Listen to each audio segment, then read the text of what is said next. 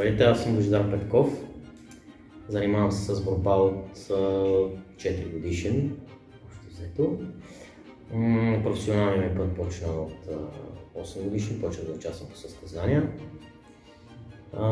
До 20-та ми годишнина, в която започнах, отказах се от борбата и започнах като помощник треньор на баща ми Стоян Петков. 6 години по-късно започнах да се занимавам като старши треньор в Славия и постепенно това ми беше целта да се занимавам с този тип спорт и да помагам на детско-юношеската борба и не само, на самите деца, които влизат съответно в нашата зала, да могат да израстват като големи спортисти, като хора, естествено на първо място, дисциплинирани, културни. Спрях с борбата заради една контузия в гръбна част, по-скоро в прешлените на врата. Тази сериозна контузия така ме отстрани от професионалната ми кариера и аз реших да не се отказвам веднага от този спорт. Станалото станало, така е трябвало да става.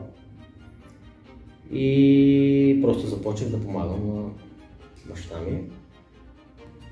И до сега, до момента, вече ми изминаха около 9 години, се занимавам с тренерска професия, професионално.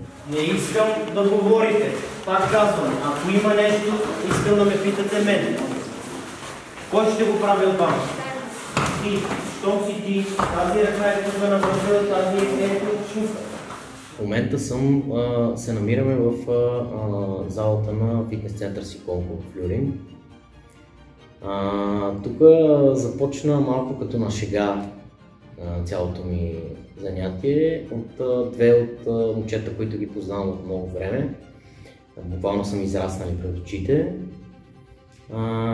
Ме попитаха просто провеждаш ли тренировки някъде и аз им казах, започвам моя път отново като треньор в тази зала. И те казаха, окей, ние ще дойдем и ще бъдем част от твоя отбор. Искаме да се занимаваме много с този спорт. И още взето така тръгнаха нещата с двама човека. От тези двама човека станаха 5-6 човека. От тези 5-6 човека много им хареса този вид спорт. Самите тренировки, самия начин на контактуване с тях. И в един момент се обърнах и след около месец и половина занимание вече бяха около 25 човека. 2 месеца и половина по-късно вече бяха 40. В момента мога да се похваля, че залата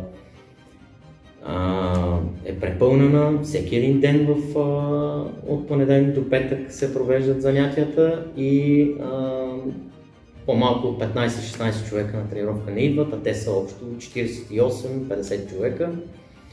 Намират време, някой любителско, някой професионално иска да се занимават с нашия спорт.